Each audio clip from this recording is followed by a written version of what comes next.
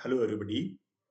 तो पिछले कुछ दिनों से हम इंडियन हिस्ट्री और ईवीएस इन्वायरमेंटल स्टडीज इन दोनों सब्जेक्ट्स के लेक्चर्स अल्टरनेटिवली डेली बेसिस पर आपको मिल रहे हैं।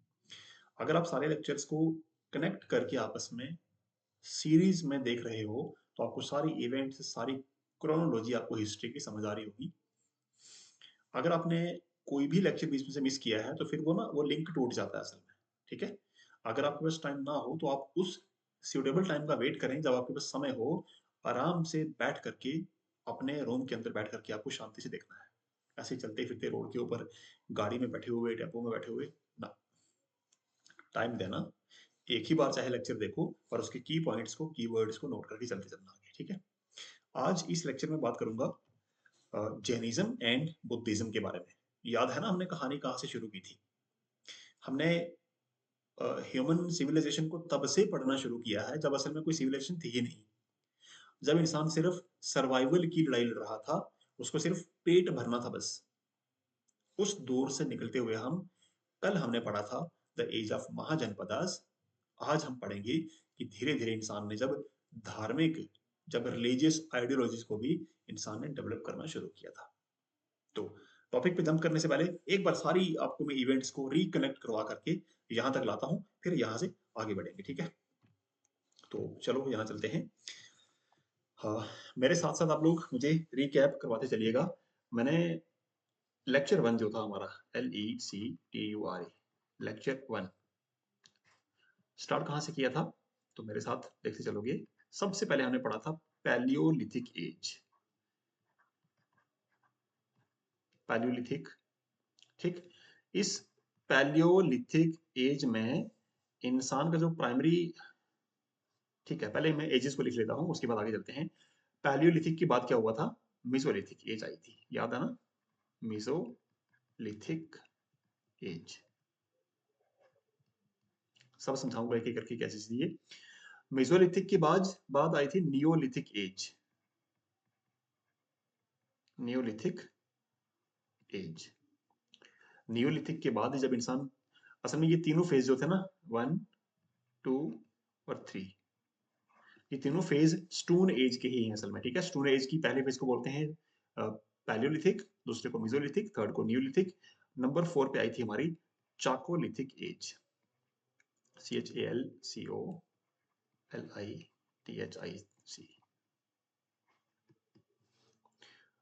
नंबर 5 पर हमने क्या पढ़ा था? हमने पढ़ी थी इंडस वैली सिविलाइजेशन।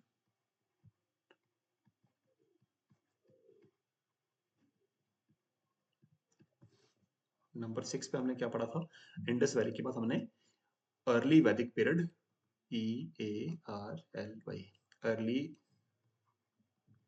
वैदिक एज। फिर हमने इसी टॉपिक में देखा था लेटर वैदिक,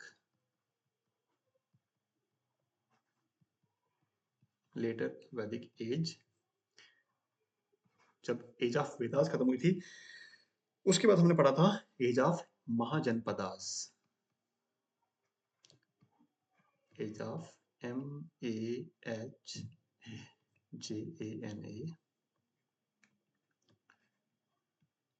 महाजनपदास, जिनमें हमने मगध के बारे में एक्सक्लूसिवली पढ़ा था, याद है ना? तो महाजनपदा तक हमने पढ़ लिया था। आज हम चलेंगे किस लेक्चर के ऊपर? आज बात करेंगे जैनिज्म प्लस बुद्धिज्म की। चलो, मैंने आपको ये तो रिमाइंड करवा दिया कि हमने अभी तक पढ़ा क्या कुछ है। अब आप मुझे ये बताओगे कि किस एज में क्या स्पेशलाइजेशन थी। हमने कौन कौन सी इवेंट्स को पढ़ा है, ये तो टाइम पीरियड था सारा का सारा कि किस एज को किस नाम से जाना गया। पर उस एज में हुआ क्या था? देखो, पैलियोलिथिक एज में ये एज किसकी थी भाई? HUNTERS, हंटर्स एंड गैदरर्स की। क्या मतलब हुआ? इस एज में इंसान को कुछ कमाना, कुछ उगाना कुछ नहीं आता था, सिर्फ उसको पेट भरना था। पेड़ों से फल उतार के खा लिए, कच्चे पत्ते उठा के खा लिए, गुफाओं में से कुछ निकाल लिया, मिट्टी में से कुछ निकाल लिया, जो चीज हाथ लगी इंसान ने सिर्फ अपना पेट भरा, क्योंकि उसको जिंदा रहना था। क्लियर? तो जो फर्स्ट एज थी पैलियोलिथिक, उसमें इंसान ने सिर्फ क्या की, हंटिंग एंड गैदरिंग, ये सबसे पहली एक्टिविटीज जो इंसान ने स्टार्ट की थी। पत्थर मार के किसी जानवर को मार दिया, उसको कच्चा ही खा लिया, पेट भरना था बस प्राइमरी उसका पर्पस। अब देखो मेसोलिथिक में क्या हुआ। मेसोलिथिक को ट्रांजिशनल एज बोला जाता है। Transitional as. अब ट्रांजिशन का मतलब होता है ट्रांसफॉर्म होना, बदलना। क्लियर। देखो अभी तक इंसान क्या कर रहा था, हंटिंग और गैदरिंग कर रहा था।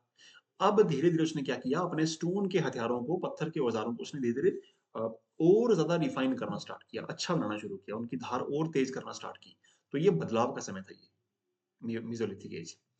नियोलिथिक एज को एग्रीकल्चर एग्रीकल्चरल रिवॉल्यूशन की एज माना जाता है। इस दौर तक आते आते इंसान ने जमीन में से, मिट्टी में से कुछ फसलों को उगाना सीख लिया था। अब वो पूरी तरह से जंगलों पर, जानवरों पर या किसी दूसरी चीज पर डिपेंड नहीं था। अब धीरे धीरे उसने कुछ एक चीजें उगाना शुरू कर ली थी, जिससे वो अपना पेट भरा करता था। चाकोलिथिक का मतलब क्या होता है भाई, देखो यहाँ पर अभी तक इंसान क्या यूज कर रहा था, स्टोन। अब उसने क्या किया, स्टोन के साथ साथ कॉपर का यूज शुरू कर लिया। कॉपर एक मेटल है ना, इस मेटल को स्टोन के साथ इकट्ठा करके, इन दोनों को कंबाइन करके कुछ नए हथियार, जैसे मान लो कॉपर का हैंडल लगा दिया तो आगे पत्थर का भी बड़ा सा हथौड़ा लगा दिया, उससे एक लंबा अच्छा सा हथियार बन गया उनका। ठीक है, ऐसे करके क्या करते थे, ये कॉपर और स्टोन का यूज करना शुरू किया इंसान ने।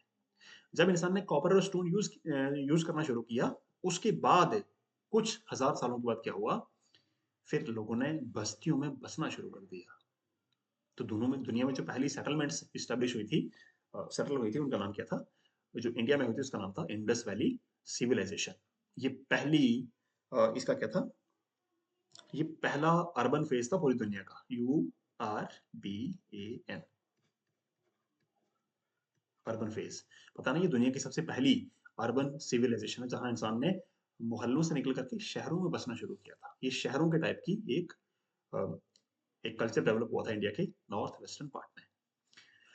उसके बाद जब इंडस वैली का डिक्लाइन हुआ, तो फिर स्टार्ट हुई ऋग वैदिक एज, या फिर उसको हम बोलते हैं अर्ली वैदिक एज। इन लोगों का प्राइमरी काम क्या था, देखो, ये पेस्टोरल सोसाइटी थी। पेस्टोरल का मतलब होता है PASTORAL, पेस्टोरल सोसाइटी। पेस्टोरल का मतलब होता है एनिमल हस्बेंड्री के साथ इनका सबसे ज्यादा काम होता था। मतलब इन लोगों का सबसे प्राइमरी पर्पस क्या था, जानवरों को पालना, उनको डोमेस्टिकेट करना और उनसे अपनी जरूरतों को पूरा करना। ठीक है, इसको लिखता हूं यहां पर ANIMAL, डोमेस्टिकेशन। याद है ना आपको, वैदिक एज में जो मीडियम ऑफ एक्सचेंज था, यानी जो पैसा था, उसको काउज की क्वांटिटी में गिना जाता था, कि जिस राजा के पास जितनी ज्यादा काउज होती थी, गायें होती थी, उसको उतना बड़ा राजा माना जाता था। पता है ना, यानी cow was a symbol of wealth उस टाइम पर। तो इससे हमें ये पता लगता है कि जो अर्ली वैदिक एज थी, पेस्टोरल सोसाइटी थी। लेटर वैदिक एज में क्या हुआ, इसको हम एग्रेरियन, AGRARIAN, एग्रेरियन एक्सपेंशन का फेज मानते हैं हम इसको, EXPANSION, यानी एग्रीकल्चर को और ज्यादा एडवांस लेवल पे लेकर के जाया गया इस पेज में। अब देखो भाई, एज ऑफ महाजनपदास, इस एज को the age of kingdoms and state formation.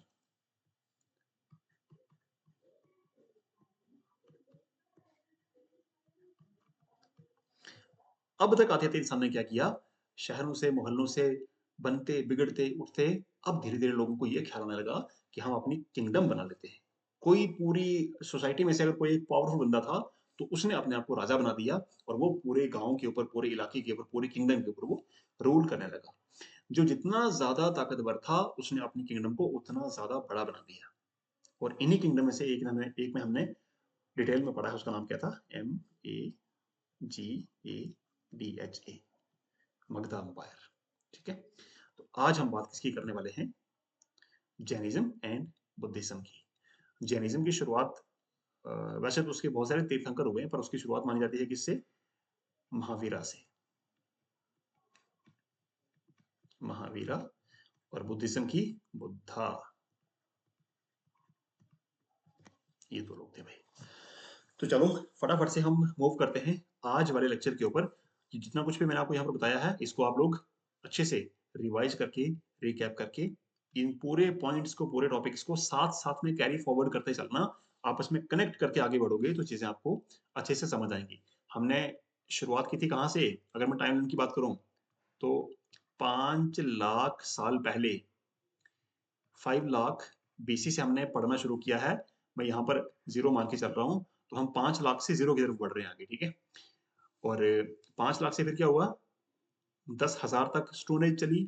फिर लगभग 3200 से लगभग 1200 तक, मैं यहाँ पर लिखता हूँ 1200 तक क्या चली, इंडस वैली सिविलाइजेशन।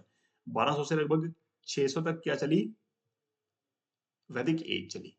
फिर 600 से 300 तक क्या चला, एज ऑफ महाजनपदास, ठीक है। उसके बाद इसी दौर में हम रिलीजियस मूवमेंट्स को पढ़ेंगे, जिनमें हम पढ़ने वाले किसको, जैनिज्म और बुद्धिज्म को। ऐसे ही बढ़ते बढ़ते हम यहाँ पर 200 पे चलेंगे, फिर यहाँ पर 100 पे चलेंगे, फिर जीरो आ जाएगा। उसके बाद हमारी दूसरी काउंटिंग स्टार्ट होगी, जिसको हम एडी में काउंट करेंगे। अभी हम किस में चल रहे हैं, बी सी ई, यानी बिफोर क्रिश्चियन एरा, उसकी बात कर रहे हैं, जिसमें जो डेट जितनी बड़ी है उसको उतना पुराना माना जाएगा। अच्छा मान लो आज हमें ये पता लग जाए कि यार 5 लाख साल से पहले भी कुछ था, तो हम क्या करेंगे, उस इवेंट को, इस नंबर लाइन को थोड़ा और आगे बढ़ाएंगे, तो यहाँ पर हम लिखेंगे 6 लाख ईयर्स अगो। समझ गए ना? तो बीसीई में जो डेट जितनी बड़ी है उसको उतना पीछे, बैकवर्ड की तरफ शिफ्ट कर दिया जाता है। तो ये था हमारा रिकैप। फटाफट से चलते हैं जैनिज्म एंड बुद्धिज्म की तरफ। रिकैप हो गया ना? अब टॉपिक की तरफ ध्यान देना। चलो भाई बात करते हैं जैनिज्म की। देख लेना भाई, हिंदुइज्म के बाद या सनातन के बाद दुनिया के सबसे पुराने धर्म है ये दोनों। कौन कौन से? Jainism and Buddhism. पहले बात करते हैं जैनिज्म की। कलर यहाँ से कोई उठाते हैं, एक सेकंड। ठीक है जी।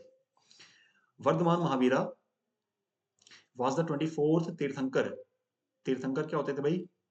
जैनिज्म के जो सबसे बड़े रिलीजियस गुरु थे, जो रिलीजियस टीचर्स थे, उनको बोला जाता था तीर्थंकर्स। जैसे सिखिज्म में जो सबसे बड़े रिलीजियस लीडर थे उनको गुरुज कहा जाता था, जैसे गुरु नानक देव जी, गुरु अर्जुन देव जी, गुरु तेग बहादुर जी, है ना, ऐसे करके। जैनिज्म के जो सबसे बड़े गुरु थे उनको क्या बोला जाता था? तीर्थंकरास बोला जाता था। तो वर्धमान महावीर से पहले 23 तीर्थंकर और भी हुए हैं। तो इनका जो सीरीज थी वो क्या थी, इनका जो सीरियल नंबर था वो 24 था। Who had attained infinite knowledge and helped others to attain salvation। salvation का मतलब होता है मोक्ष। जब इंसान बार बार इस धरती पर आना, जन्म लेना, इस चक्कर से छूट जाता है। असल में बार बार जन्म लेना और मौत होना, इस चीज में काफी ज्यादा दर्द होता है, काफी तकलीफ होती है। तो ऐसा माना जाता है जैनिज्म के अकॉर्डिंग कि जब इंसान बार बार जन्म और मरण के चक्कर से छूट जाता है, उसको बोलते हैं सैल्वेशन, यानी मोक्ष। तो ऐसा माना जाता है कि महावीरा ने अपनी लाइफ साइकिल में क्या किया था, मोक्ष को प्राप्त किया था और इमेंस नॉलेज को एक्वायर किया था। उनकी लाइफ के साथ कुछ इवेंट्स हैं जो कुछ बड़े काम थे, वो देख लेते हैं। इनका बर्थ हुआ था 540 बीसी में और डेथ हुई थी 599, नहीं सॉरी, यहाँ देख लो। एक्चुअल में हम अभी भी हिस्ट्री के कौन से पार्ट में जी रहे हैं, जहाँ के बारे में हमें कुछ ज्यादा एकदम एक्सक्लूसिव और डिटेल्ड इंफॉर्मेशन नहीं है हमारे पास। तो इनके बर्थ को लेकर के भी कुछ डिफरेंट ओपिनियंस रखते हैं हिस्टोरियंस। तो यहाँ पर लिखा हुआ है, ये इनकी बॉर्न डेट लिखी है, और कहाँ पर इनका बर्थ हुआ था, कुंदलग्राम, वैशाली नाम का एक महाजनपद था, वहां पर कुंदलग्राम नाम की जगह में इनका बर्थ हुआ था। इनके फादर का नाम था सिद्धार्थ, और ये कौन से क्लैन को बिलोंग करते थे, यानी जो सोसाइटी थी, 4 वर्ना सिस्टम थे, उन वर्नाज में से जो वर्धमान के फादर थे, जो पापा थे इनके, वो क्षत्रिय क्लैन से बिलोंग करते थे। क्षत्रियास वो क्लास थी जिनको फाइटिंग या फिर वॉरियर क्लास बोला जाता है, ठीक है। आगे देखोगे, इनकी मदर का नाम था त्रिशला, और इनके कुछ बाकी नाम भी हैं, जितेंद्रिय, अरिहंत, ठीक है। ये इनके कुछ और भी नेम्स हैं। अब देखो भाई 23 तीर्थंकर्स इससे पहले भी हुए। महावीरा से पहले भी 23 तीर्थंकर और भी हुए जिन्होंने जैनिज्म को यहां तक लाया। उनमें से कुछ फेमस थे जिनका नाम यहाँ पर लिखा हुआ है। जो फर्स्ट तीर्थंकर थे उनका नाम क्या था? उनका नाम था फर्स्ट उनका नाम था लॉर्ड ऋषभ। ठीक है। इनका जो सिंबल था वो क्या था? ऑक्स, बैल। भाई हर एक तीर्थंकर को एक सिंबल के साथ पहचाना जाता है। हर एक तीर्थंकर का कुछ ना कुछ सिंबल था। तो फर्स्ट वाले थे ऋषभ, उनका सिंबल था ऑक्स, बैल। सेकंड तीर्थंकर थे, उनका नाम क्या था? अजीत नाथ, उनका सिंबल था एलिफेंट। उसके बाद ये ऐसे लाइनें चलती रही और 23 नंबर पे आते हैं, उनका नाम था प्रशवनाथ, उनका सिंबल था सरपेंट। सरपेंट बोलते हैं किसको भाई? सर्प को, सांप को। और नंबर 4 पे था, जिसको हम पढ़ रहे हैं, जो जैनिज्म में सबसे फेमस और सबसे प्रोमिनेंट माने जाते हैं, उनका नाम है महावीरा, लॉर्ड महावीरा। उनका सिंबल क्या था? लायन, शेर। अब महावीरा के बारे में देखो क्या था। 540 बीसी में इनका जन्म होता है और 510 में ये सन्यासी बन जाते हैं, घर परिवार छोड़ करके जंगल में चले जाते हैं। क्या करने के लिए? भगवान को पाने के लिए। उसके बाद 498 बीसी में गॉड एनलाइटनमेंट, इनको भगवान का आभास हुआ था असल में। ठीक है। इन्होंने उस सच्ची सत्ता को देख लिया था, उसको महसूस कर लिया था। ये काम कब हुआ? 498 बीसी में। और 468 में क्या हुआ? इनकी डेथ हो गई थी 72 की एज में। इतनी कुछ इंफॉर्मेशन हमारे पास हिस्ट्री में इनको लेकर के मिलती है। देख लेना। वैसे अगर हम यूजुअली देखेंगे तो 540 में इनका जन्म हुआ और 468 में इनकी डेथ कैसे हो सकती है? ये काउंटिंग उल्टी चल रही है। क्यों चल रही है? क्योंकि हम अभी किसमें पढ़ रहे हैं हिस्ट्री को? बीसी में, यानी बिफोर क्रिश्चियन एरा में पढ़ रहे हैं। कंफ्यूज मत होना। अभी जब तक हम जीरो तक नहीं पहुंच जाते तब तक डेट्स ऐसे ही आगे बढ़ती रहेंगी। उसके बाद फिर काउंटिंग सीधी स्टार्ट होगी। जैनिज्म के बारे में और क्या है? He renounced the world at the age of 30। 30 साल की एज में घर परिवार दुनिया को छोड़ दिया था, मतलब जंगल में चले गए थे सबको छोड़ करके। 12 साल तक इन्होंने क्या किया था? घूमते रहे भगवान की तलाश में, उस सुप्रीम पावर को पाने के लिए, उसको देखने के लिए। अब क्या क्या किया उस दौरान? ऑस्टेरिटीज का मतलब होता है अपने शरीर को बहुत ज्यादा कष्ट देना, तकलीफ में रखना, अपनी मुश्किल चीजें करना, मुश्किल तपस्याएं करना, उसको बोलते हैं ऑस्टेरिटीज। और प्योरिटी के साथ रहना। फास्टिंग मतलब खाना पीना छोड़ देना। और मेडिटेशन, अपने ध्यान को सिर्फ एक उस सत्ता में लगाना जिसने इस पूरी दुनिया को बनाया हुआ है, जिसको भगवान कहते हैं। तो 12 सालों तक ये सारे काम करते रहे ये। Attained kaivalya on the banks of Rijupalika river. ये एक हिस्टोरिकल, ये एंशियंट हिस्ट्री में मेंशन्ड रिवर है। इसके लोकेशन आज में कहां पर है देखो? Outside the town of Jimbikagrama in the field of a household name Samaga at the age of 42 years. इस वाली रिवर को आप मैप पर लोकेट करोगे और ये कहाँ मिलेगी आपको? वैशाली जो महाजनपद था ना, उसके आसपास मिलेगी, मगध के आसपास मिलेगी ये रिवर आपको। और 42 ईयर्स की एज में इनको सैल्वेशन की प्राप्ति हुई थी। सैल्वेशन का मतलब होता है मोक्ष, MOKSHA, मोक्ष। मोक्ष का मतलब होता है जब इंसान बर्थ एंड रीबर्थ के चक्कर से हमेशा के लिए छूट जाता है, वो अमर हो जाता है। Right. Passed away and become सिद्ध। सिद्ध बोलते हैं जिसने हर एक चीज को अटेन कर लिया हो, जो कंप्लीट हो गया हो। At the age of 72 years in 468 BC at Pavapuri near Patna. इनकी डेथ कहां पर हुई थी भाई? पाटलिपुत्र शहर के आसपास, जिसको आज पटना कहा जाता है, जो बिहार की कैपिटल सिटी भी है। और देखो यहाँ क्या लिखा हुआ है, various traditions give different chronology of life events of Mahavira. Different sources जो हैं वो महावीरा की लाइफ के बारे में डिफरेंट डेट्स को डिपिक्ट करते हैं। अलग अलग डेट्स मेंशन की गई हैं डिफरेंट बुक्स के अंदर। ठीक है ना? तो अभी तक आप डेट्स को ज्यादा सीरियसली मत लेना, क्योंकि डिफरेंट बुक्स में डिफरेंट स्कॉलर्स ने, डिफरेंट सोर्सेज ने अलग अलग तरह से कोट किया इनको। डॉक्ट्रिन ऑफ जैनिज्म, भाई इस धर्म में क्या माना जाता है, आइडियोलॉजी क्या है इनकी? अकॉर्डिंग टू जैना conception, time is divided into many regressive and progressive cycles. समय को इन्होंने बहुत तरह से डिवाइड कर रखा है भाई, कभी अच्छा, कभी खराब, कभी प्रोग्रेसिव, कभी रिग्रेसिव। ये अच्छा खराब समय इंसान की जिंदगी में चलता रहता है according to Buddhism, sorry Jainism. Doctrine of manifold nature of reality, ये देख लो भाई, अनेकतावाद में ये विश्वास रखते हैं कि भगवान हर एक तरह से इंसान को मिल सकता है, किसी भी फॉर्म में वो आ सकते हैं, ऐसा इनका मानना है। The theory of conditioned prediction, क्या मतलब है इसका? It gave importance to relativity of all knowledge. Knowledge को एक्वायर करना जैनिज्म में बहुत ज्यादा इंपॉर्टेंट माना गया, कि भगवान के बारे में नॉलेज, धर्म के बारे में, अच्छे बुरे के बारे में, अपने कोड ऑफ कंडक्ट के बारे में, हर एक चीज के बारे में नॉलेज इंसान को होना चाहिए, गुमराह नहीं होना चाहिए वो। फिर देखो भाई, theory of partial stand points, इसका मतलब ये है कि हर एक चीज को इक्वली देखना, ऐसा कुछ इनका माना है। थ्री जेम्स, जैनिज्म की तीन सबसे कीमती चीजें क्या मानी जाती हैं?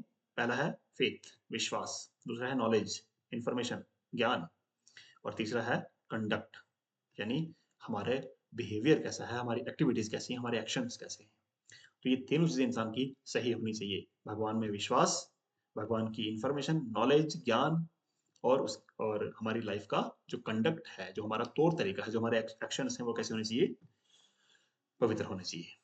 और इसमें क्या लिखते हैं भाई? फाइव डॉक्ट्रिन्स, पांच जो पिलर्स हैं इनके, क्या क्या है वो? अहिंसा, मतलब किसी पर जुल्म नहीं करना, सच बोलना, उसके बाद चोरी नहीं करना, और उसके बाद अपने पास पैसा इकट्ठा ना करना, और लास्ट में ब्रह्मचर्य। ब्रह्मचर्य का मतलब होता है to abstain from sexual activities, मतलब इंसान को सेक्सुअल एक्टिविटीज से खुद को दूर रखना चाहिए अगर वो भगवान को पाना चाहता है तो, ऐसा माना जाता है। अब देखो, यहाँ पर नंबर 1 है, नंबर 2, नंबर 3, नंबर 4, नंबर 5। ये जो फिफ्थ वाला पॉइंट है ना, ये वाला, ये किसने ऐड किया था? The fifth doctrine was added by Mahavira. तो जेकेएसएस में 1 मार्क का क्वेश्चन बन सकता है, विच doctrine was added by Lord Mahavira into the ideology of Jainism। तो हम क्या लिखेंगे? ब्रह्मचर्य, BRAHMACHARAYA, ब्रह्मचर्य। इस वाले पॉइंट को किसने ऐड किया था? महावीरा ने, MAHAVIRA, महावीरा। बाकी चारों पॉइंट्स, पहले जो 23 तीर्थंकर्स हुए थे, वो आइडियाज उनके थे, वो डॉक्ट्रिन्स उनकी थी। इसमें नंबर 5 वाला जो पॉइंट है वो किसने ऐड किया था? महावीरा ने। इस बात को ध्यान रखना। आगे देखो भाई, Jainism considered 18 activities as sin and these are violence. हाँ जी, 18 ऐसे काम हैं जिनको ये पाप मानते हैं। यहाँ पर लिखे हुए सारे डिटेल में आप लोग इसको देख लेना। और बाकी कुछ लास्ट का पॉइंट है, Jainism recognised the existence of God. भगवान में विश्वास करते थे ये, कि हाँ भगवान है भाई, ठीक है, उस बात में ये लोग विश्वास रखते थे। और but placed them lower than the Jina and refrained from, हाँ जी बिल्कुल, अपने जो इनके तीर्थंकर थे उनको ये सबसे बड़ा मानते थे। भगवान में ये बिलीव करते थे, बट अपने तीर्थंकर्स को ये उनसे भी बड़ा मानते थे, ऐसी इनकी आइडियोलॉजी है। Universe is eternal and everlasting. इनका ये मानना है कि जो ब्रह्मांड है ना, जो कायनात है, ये इटर्नल है, यानी नेवर एंडिंग है ये। इनका मानना था कि ये कभी भी खत्म नहीं होती है, एवरलास्टिंग है, नेवर एंडिंग है ये। अब देखो, इनका ये मानना है कि जो यूनिवर्स है वो इन 6 डिस्ट्रक्ट नॉन डिस्ट्रक्टिबल एलिमेंट्स से बना हुआ है, यानी हमारी कायनात जिन चीजों से मिलकर बनी है, हमारा ब्रह्मांड जिन तत्वों से मिलकर बना है, वो नॉन डिस्ट्रक्टिबल हैं, उनको डिस्ट्रॉय नहीं किया जा सकता है। क्या क्या है वो? सबसे पहले आते हैं ये स्पिरिट, साउल, हमारी आत्मा, धर्म, रिलीजन, काल, समय, उसके बाद फिजिकल मैटर, उसके बाद अधर्मा, आकाश। उनका ये मानना है कि इन सारे एलिमेंट्स को डिस्ट्रॉय करना इम्पॉसिबल है। जब ये एलिमेंट्स डिस्ट्रॉय नहीं होते हैं तो इट मीन्स हमारा यूनिवर्स भी डिस्ट्रॉय नहीं होता है, as per the doctrines of Jainism. Last में आता है निर्वाण। निर्वाण का मतलब क्या है? Jainism aims at attainment of nirvana, moksha, salvation, by freeing soul from physical bondage and putting an end to karma and its fruits। This can be achieved through, हाँ जी, जो निर्वाण है यानी जिसको हम बोलते हैं सैल्वेशन,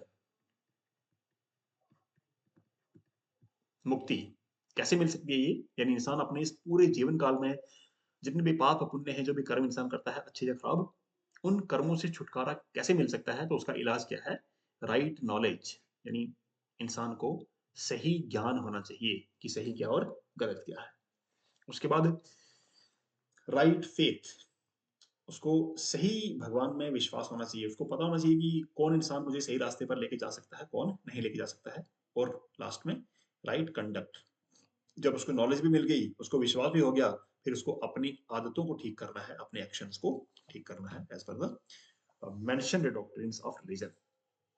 सेक्ट्स का मतलब होता है ब्रांचेस।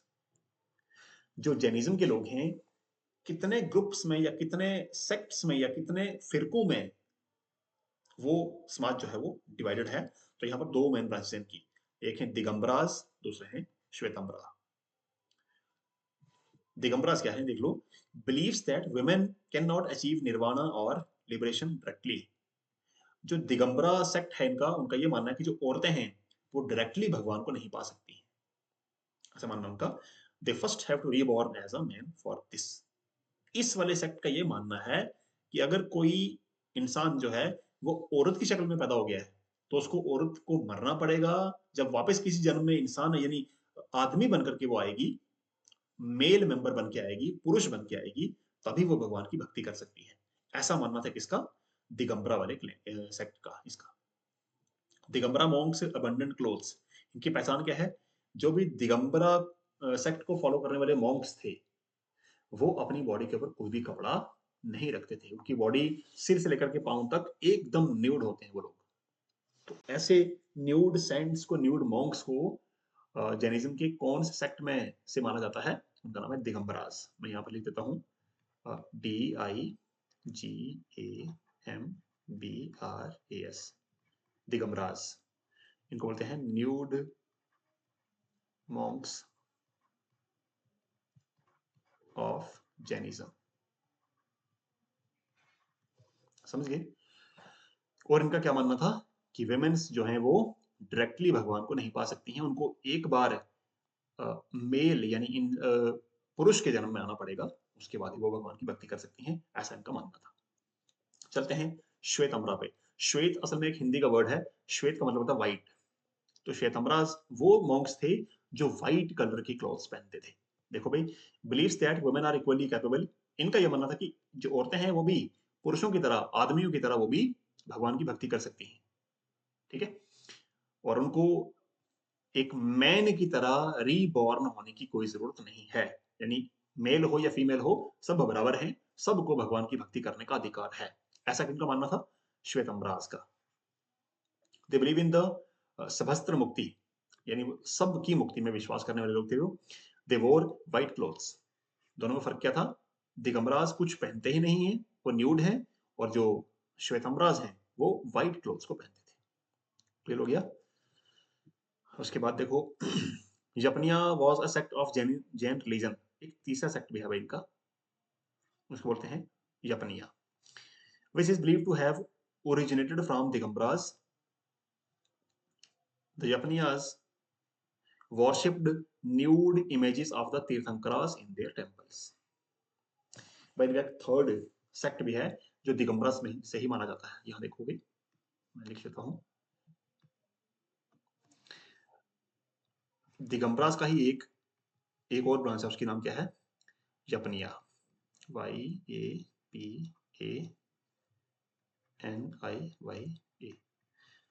यपनिया से काफी बाद में ये लोग आए, और इनकी इनकी पहचान क्या है? ये NUDE, nude images of THAN, nude images of Tirthankaras की ये पूजा करते हैं, वर्शिप करते हैं उसकी। तो ये तीन बातें हमें यहाँ पर पढ़ी हैं, दिगंबरास, श्वेतंबरास और साथ में यपनियास।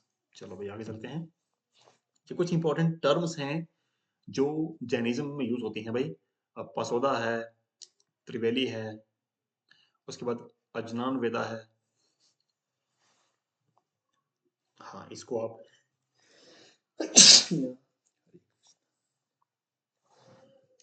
सॉरी, इन वाली टर्म्स को आप लोग देख लेना ध्यान से। हम इस वाले पार्ट पे चलते हैं। जैसे बुद्धिज्म में काउंसिल्स हुई थी, हमने कल वाले लेक्चर में उसको पढ़ा था, मगध वाले में।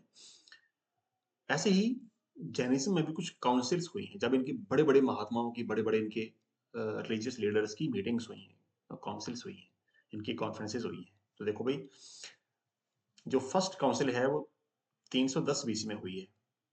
कहाँ पर हुई है?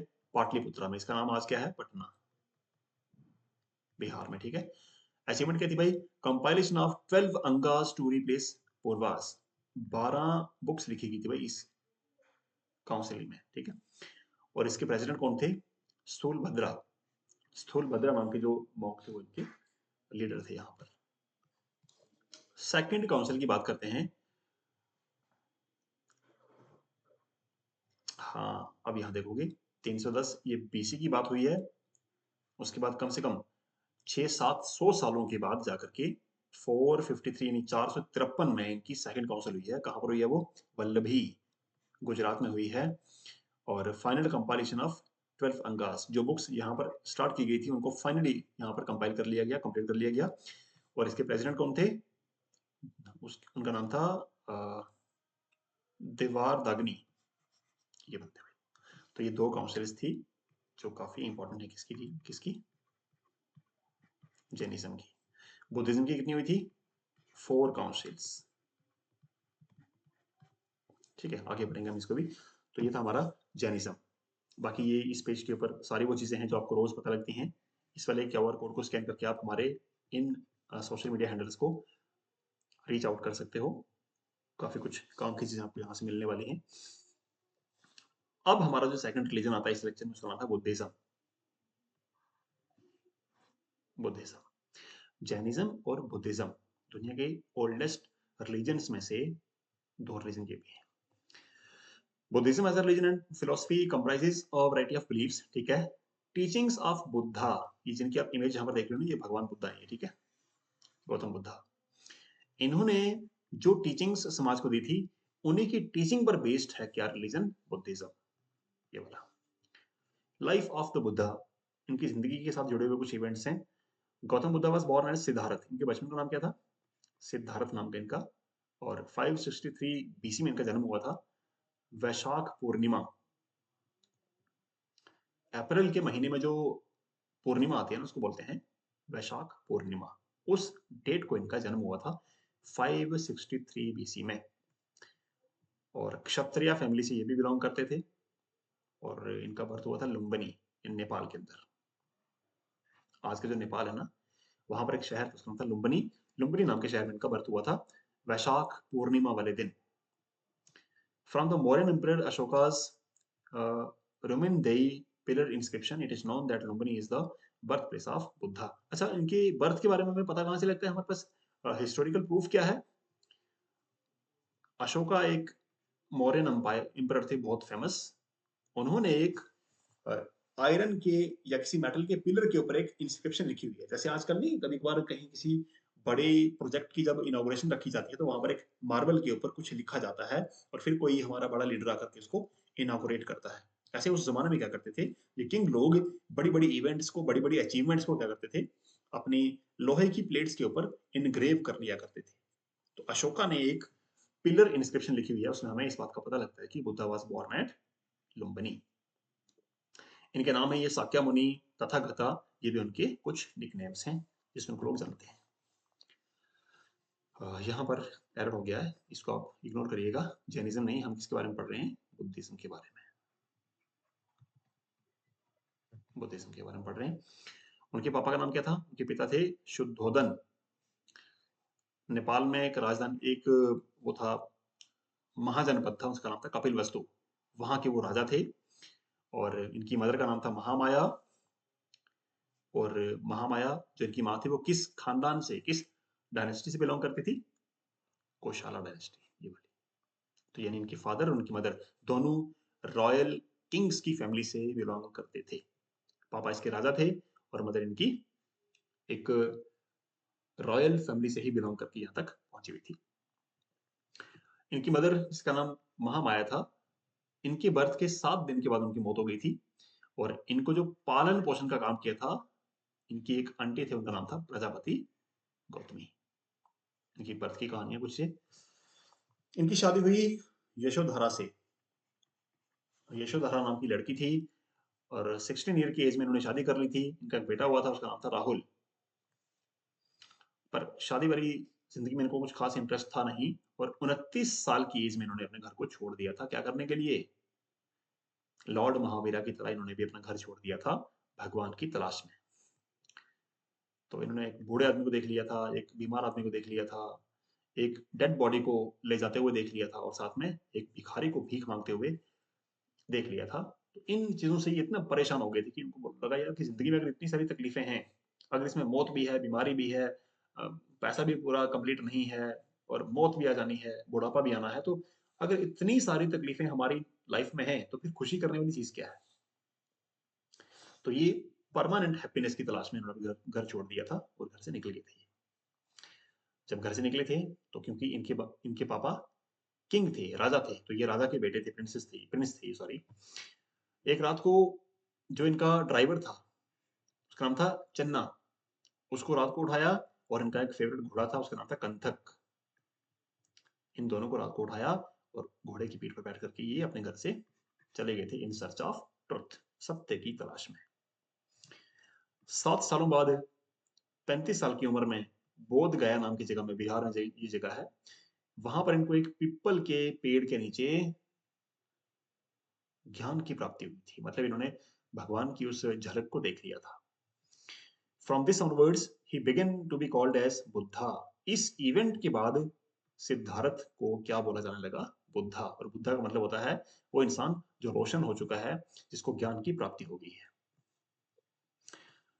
स्टार्टिंग में जब ये बाहर तपस्या करने के लिए गए थे तो शुरू में अलारा कलामा एंड उदका रमपुता, ये लोग इसके साथ थे कि हम तीनों बैठ करके भगवान की पूजा करेंगे, चिला करेंगे, तपस्या करेंगे और मोक्ष की प्राप्ति करेंगे।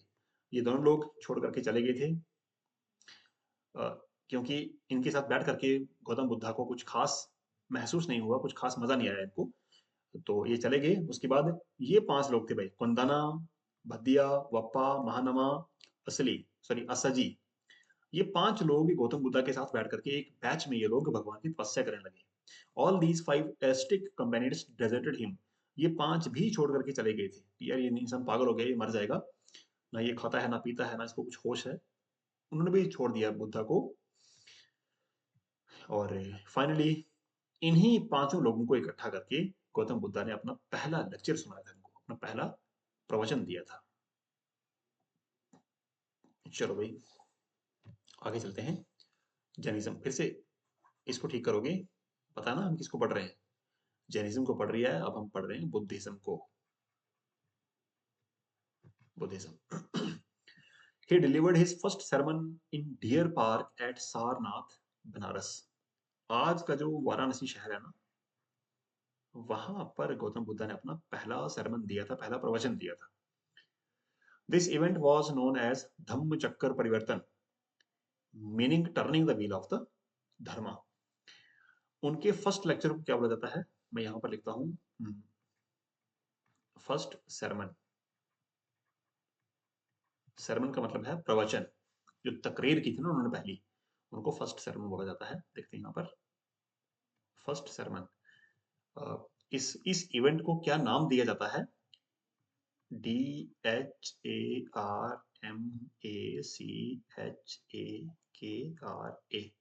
धर्म चक्र, PARBARTAN,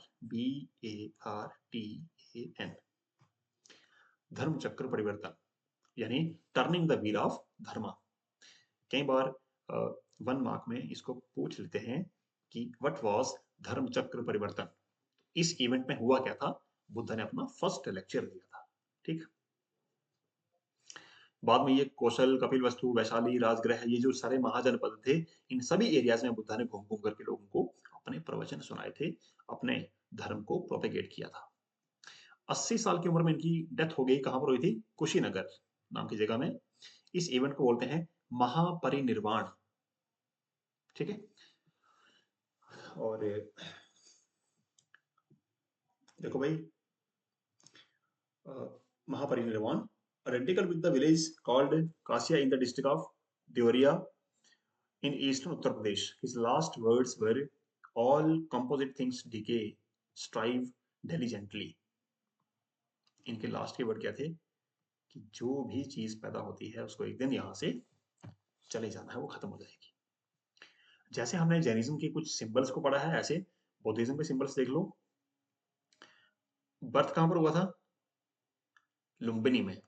तो इस बर्थ को किन किन सिंबल्स के साथ सिंबल्स अपना सिंबॉलिक किया जाता है? लोटस एंड बुल के साथ। और रिनाउंसिएशन का मतलब होता है घर को छोड़ देना, घर परिवार को छोड़ना। हॉर्स के साथ इसको सिंबलाइज किया जाता है, क्योंकि वो हॉर्स की पीठ पर, घोड़े की पीठ पर बैठ करके वो घर से निकल गए थे। इनलाइटनमेंट कहां पर मिला था? गया नाम की जगह में, बिहार में। कौन से पेड़ के नीचे? बोधि ट्री, पीपल के पेड़ के नीचे। फर्स्ट सर्मन कहां दिया था? सारनाथ में। इस इवेंट को बोलते हैं धर्म चक्र परिवर्तन। और निर्वाण का मतलब है कि इस दुनिया को छोड़ करके वो कहां से गए थे? तो उनके फुटप्रिंट्स के सिंबल से इस बात को जाना जाता है कि वो दुनिया को छोड़ गए। अब बुद्धा की डॉक्ट्रिन्स क्या है? क्या क्या चीज में ये बिलीव करते हैं? 4 नोबल ट्रुथ्स। बुद्धिज्म के अकॉर्डिंग 4 अखंड सत्य हैं भाई। 4 बातें दुनिया की सच है, उनको कोई नहीं टाल सकता है। पहला क्या है? दुख। हर इंसान की जिंदगी में दुख आता ही आता है। कोई कितना भी पैसा कमा ले, कोई कितना भी अमीर हो जाए, कोई कितना भी शहंशाह हो जाए, ऐसा शायद ही कोई इंसान पैदा होता है जिसकी जिंदगी में किसी न किसी तरह से दुख नहीं आता है। उसके बाद जो दुख होता है उसके कुछ ना कुछ कॉजेस हैं, उसके कारण हैं। बिना कारण के दुख नहीं हो सकता है। अब जो कारण है उनको दूर किया जा सकता है, यानी दुख से इंसान बच सकता है। और लास्ट है, उस दुख से जो बचने का तरीका है ना, उस तरीके को बोलते हैं, उस मेथड को बोलते हैं 8 फोल्ड पाथ, जिसको अष्टांग मार्ग बोला जाता है। यानी 8 फोल्ड पाथ। इस बात को समझना, इसका मतलब ये है कि हर इंसान की लाइफ में क्या आते हैं भाई? सॉरो, SORROW, सॉरो या फिर सफरिंग। सफरिंग किस कारण से आती है? सफरिंग का कोई ना कोई कॉज होता है भाई। ठीक, जैसे मान लो भाई कोई बच्चा रो रहा है तो किसी न किसी वजह से रो रहा होगा ना वो। ठीक है, तो सफरिंग की कोई ना कोई वजह है। अब कॉज है, तो कॉज को प्रिवेंट भी किया जा सकता है। प्रिवेंशन भी है भाई इसकी। प्रिवेंशन, अब अगर प्रिवेंशन करनी है तो प्रिवेंशन करने के 8 तरीके हैं, यानी इन 8 मेथड्स का यूज करके हम लोग इस दुख से, तकलीफों से बच सकते हैं। उन्हीं 8 मेथड्स को बोलते हैं 8 फोल्ड पाथ। आगे चलते हैं भाई। ये है नोबल 8 फोल्ड पाथ, जिसको अष्टांगी का मार्ग भी कहा जाता है। क्या कहें भाई इसके अंदर? राइट व्यू, इंसान को सही गलत का पता होना चाहिए। उसके बाद राइट नरेटिव, इंसान के दिमाग में, उसकी सोच में बुराई नहीं होनी चाहिए। फिर इंसान के मुख से कोई भी ऐसी बात ना निकले, कोई ऐसी बात, ऐसी चीज ना निकले जो किसी दूसरे को का दिल दुखाए, उसको हर्ट करे। उसके बाद, यानी इसका मतलब है कि हमारी सोच से, हमारे एक्शन से और हमारी स्पीच, हमारी बात से किसी इंसान को दुख नहीं पहुंचना चाहिए। किसी जीव को, किसी भी चीज को हमारी आदतों से, हमारे काम से, हमारे एक्शन से दुख नहीं होना चाहिए। उसके बाद सही तरह से, यानी हक हलाल की कमाई करके इंसान को अपना जीवन जीना चाहिए। उसके बाद राइट एफर्ट, सही दिशा में इंसान को कोशिश करनी चाहिए। और राइट कंसंट्रेशन, इंसान को भजन, ध्यान, मेडिटेशन करनी चाहिए, चिला करना चाहिए। और कंट्रोल योर थॉट्स, इंसान के जो दिमाग में विचार आते हैं ना, खराब नहीं होने चाहिए। हमारी सोच हमेशा सही रास्ते पर चलनी चाहिए। Code of conduct, Buddha, Buddhism के जो फॉलोअर्स हैं, उनकी जिंदगी जीने का तरीका क्या होना चाहिए? Do not covert the property of others, दूसरों का हक नहीं खाना है, पहली बात। डू नॉट कमिट वायलेंस, खून खराबा नहीं करना है किसी भी जीव का या किसी भी दूसरे इंसान का। डू नॉट यूज इंटॉक्सिकेंट्स, नशा नहीं करना है, झूठ नहीं बोलना है, और do not indulge in corrupt practices, रिश्वत नहीं लेनी है, दूसरों का हक नहीं मार के खाना है। तो ये कुछ बेसिक टीचिंग्स हैं इसकी, बुद्धिज्म की। अब देखो भाई, बुद्धिस्ट काउंसिल्स, इंपॉर्टेंट बात है ये, 4 काउंसिल्स हुई हैं, फर्स्ट, सेकंड, थर्ड, फोर्थ। अभी एक पढ़ाऊंगा, उसको आप रिकैप करना कि हमने इसको इससे पहले भी कहीं पढ़ा है। देखो फर्स्ट कहाँ पर हुई है? राजगृह में हुई है। और कौन सा राजा था भाई उस टाइम पर? उनका नाम था अजात शत्रु, बिंबिसारा के बेटे थे ये। ठीक है, हर्यंका डायनेस्टी में पड़ी थी। उनके एक राजा थे अजात शत्रु, उनके जमाने में फर्स्ट बुद्धिस्ट काउंसिल हुई थी। कहां पर? राजगृह में। सेकंड हुई है वैशाली नाम की जगह पर, तब राजा कौन था? कलासोखा। ये शिशु नागा डायनेस्टी के सबसे फेमस रूलर थे, दोनों ये मगध के थे। थर्ड काउंसिल हुई है पाटलिपुत्रा यानी पटना में, अशोका द ग्रेट, ये भी मगध के ही राजा थे, इनके टाइम पर हुई है। और फोर्थ जो काउंसिल है वो कुंदलवन कश्मीर में। वाह भाई वाह, पता है ना? जिस जमाने में मगध पर, MAGADHA, जिस जमाने में मगध पे मौर्यन डायनेस्टी का रूल था, मौर्यन डायनेस्टी, और तब उसके राजा कौन थे उस जमाने में? अशोका, ASHOKA, अशोका। उस जमाने में जो कश्मीर है हमारा, कश्मीर, वो मौर्यन किंगडम का ही एक पार्ट हुआ करता था। अंदाजा लगा रहे हो? बिहार में बोध गया के पास मगध वाला एरिया है, उस एरिया में बैठा हुआ जो रूलर था वो कश्मीर तक, इवन अफगानिस्तान तक रूल किया करते थे। तो जो फोर्थ बुद्धिस्ट काउंसिल है वो कहां पर हुई है? कश्मीर के अंदर हुई है। उस टाइम पर राजा कौन थे? कनिष्का। समझ गया ना? तो ये 4 फेमस बुद्धिस्ट काउंसिल हैं, इनको ध्यान में रखना आप लोग। जैसे हमने जैनिज्म के सेक्ट्स को पढ़ा है, जैसे जैनिज्म के फिरकों को पढ़ा है, ऐसे, अरे भाई साहब, एक मिनट। जैसे हमने जैनिज्म के फिरकों को पढ़ा है, उसके सेक्ट्स को पढ़ा है, ऐसे हम बुद्धिज्म में देखते हैं। तो पहला इनका हीनयान, जो पहला सेक्ट है बुद्धिज्म का, दैट इज हीनयान। दूसरा महायान और वज्रयान, ये 3 इनके सेक्ट्स हैं। ठीक है, अब देखो यहां पर डिटेल में देखते हैं। हीनयान का मतलब है lesser path, doctrine of the elders. जो सीनियर्स थे ना, बुद्धिज्म के जो सीनियर लोग थे, उन्होंने इस सेक्ट का की फाउंडेशन रखी थी। अब देखो इसमें डिटेल में लिखा हुआ है कि oldest and most Orthodox school of Buddhism. ये लोग बिलीव करते हैं कि बुद्धिज्म ने, गौतम बुद्धा ने जो भी टीचिंग्स दी हैं, बस वही फुल एंड फाइनल है। ये इसके अंदर कोई भी वेरिएशन, कोई भी अपडेशन ये अडॉप्ट नहीं करते हैं, एक्सेप्ट नहीं करते हैं।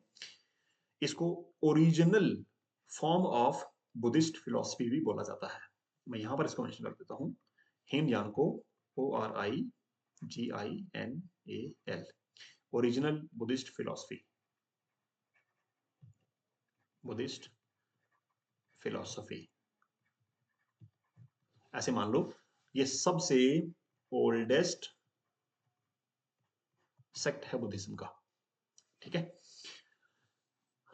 अब देखो भाई, ये सारी बातें इनके बारे में लिखी हुई हैं, आप लोग आराम से इसको डिटेल में देखते रहना। हाँ, scriptures were written in Pali language, कौन सी भाषा में इनकी बुक्स लिखी गई? पाली लैंग्वेज में लिखी गई। और कोर टेक्स्ट, ये कौन सी बुक्स में बिलीव करते हैं? त्रिपिटाकास, विनय पिटाका, सुत्त पिटाका एंड अभिधम पिटाका। ठीक है जी, ये सारी बातें आप इनकी पढ़ लोगे। हीनयान को ओरिजिनल बुद्धिस्ट फिलोसफी भी बोला जाता है। अब आते हैं महायान के ऊपर। महायान क्या है भाई? Greater path, greater vehicle. इसकी फाउंडेशन या इसकी स्टार्ट, इसका बिगिनिंग किसने की थी? नागार्जुन नाम के saint. Nature of school, heterodox का मतलब होता है ऑर्थोडॉक्स नहीं भाई, ओरिजिनल नहीं।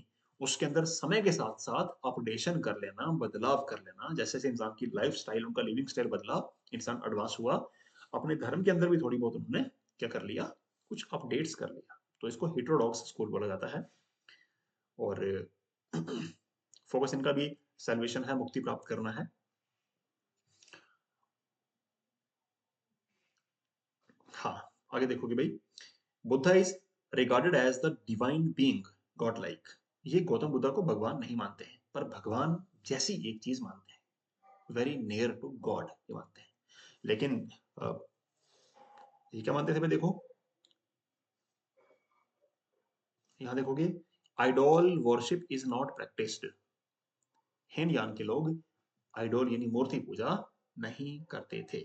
अब देखो भाई, Buddha is regarded as a great teacher and human being, not god. Hinayana के लोग बुद्धा को एक इंसान मानते थे, गॉड नहीं मानते थे। और जो महायान है, ये क्या मानते हैं, डिवाइन बीइंग, गॉड लाइक। ये बुद्धा को और ज्यादा भगवान की तरह का इंसान मानते हैं, यानी very much near to god. बाकी इनकी जो टेक्स्ट हैं वो संस्कृत लैंग्वेज में लिखी गई है, संस्कृत। देखो यहाँ पर scriptures were written in Sanskrit language. उसके बाद देखो पैट्रोनाइज, कौन कौन से राजा थे जिन्होंने महायान बुद्धिज्म को सपोर्ट किया।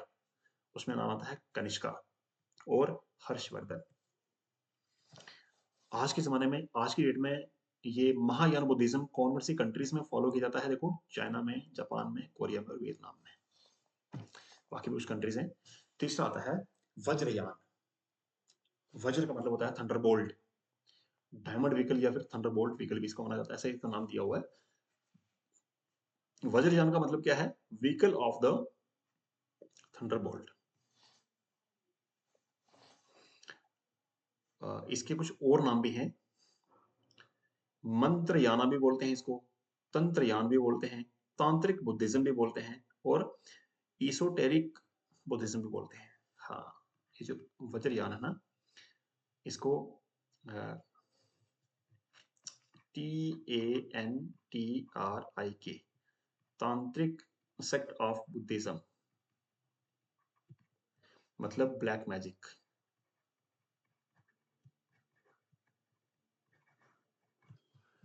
बहुत खतरनाक विंग है भाई ये बुद्धिज्म की। ठीक है, इनकी कोर फिलोसफी क्या है, सैल्वेशन, मुक्ति प्राप्त करना। इनको लगता है कि इंसान फटाफट से बर्थ एंड रीबर्थ के साइकिल से बाहर निकल सकता है। इलाज क्या है उसका भाई, क्विकली थ्रू तांत्रिक प्रैक्टिसेस, जादू मंत्र करके भाई। ये इंसान, ये लोग इस चीज में बिलीव करते हैं कि बंदा जो है वो इस जन्म मरण से छुटकारा पा सकता है, इंसान अपने सारे तकलीफों को दूर कर सकता है। किस वे से, तंत्र विद्या से। emphasizes on the acquisition of वज्र for spiritual liberation। इनका ये मानना है कि तंत्र विद्या से भी भगवान को पाया जा सकता है। बाकी देख लो भाई, ये कुछ बाकी बातें लिखी हैं, नेचर ऑफ सेक्ट। बाकी हाँ, क्लोज डिसाइपल टीचर रिलेशनशिप, गुरु शिष्य परंपरा में ये लोग विश्वास करते हैं, और गुरु जो है वो अपने शिष्यों, अपने स्टूडेंट्स को नॉलेज पास ऑन करते हैं। भाई इसकी इमरजेंस कहां पर हुआ, ईस्टर्न इंडिया में, बंगाल एंड बिहार। बहुत देखा, बंगाल का जादू पता ना आपको, तो ये वज्रयान बुद्धिज्म से ही स्टार्ट हुई है सारी चीजें ये। उसके बाद तिब्बत में है, आज की डेट में तिब्बत, नेपाल, भूटान, मंगोलिया, यहाँ पर ये लोग पाए जाते हैं। Difference between Hinayana, Mahayana, Vajrayana Buddhism, तो यहाँ पर एक कंपैरिजन चार्ट बना करके दिया हुआ है, आप लोग ध्यान से इसको देख सकते हो। सारे जो यहाँ पर डिफरेंसेस हैं वो दे रखे हैं। और आज के लेक्चर में हमने दो तीन बातें पढ़े हैं, फटाफट से मैं इसको सम अप कर देता हूँ। सम अप, पहला हमने पढ़ा है जैनिज्म, दूसरा हमने पढ़ा है बुद्धिज्म।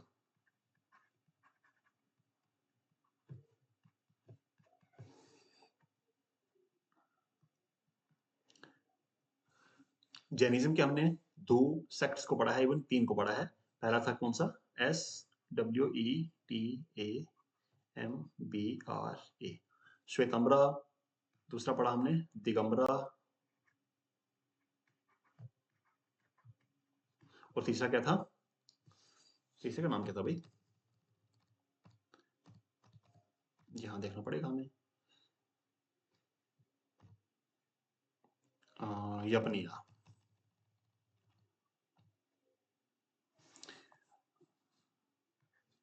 YAPANI ये 3 सेक्ट्स थे किसके?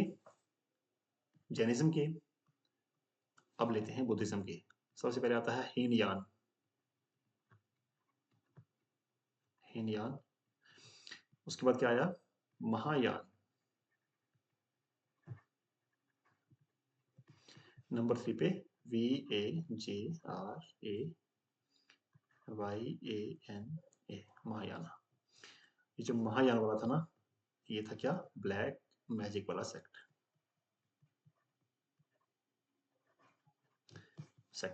एक बार टाइमलाइन को देख लो, बुद्धा की जो डेथ हुई है वो कब हुई है?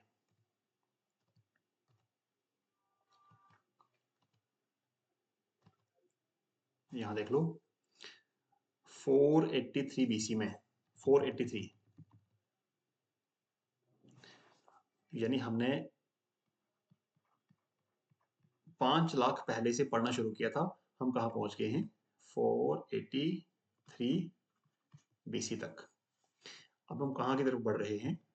0 की तरफ बढ़ रहे हैं। तो इन सारी सीरीज को आप ध्यान में रखना, और फिर हम आगे वाले लेक्चर में पढ़ेंगे इसके आने वाले टॉपिक्स को।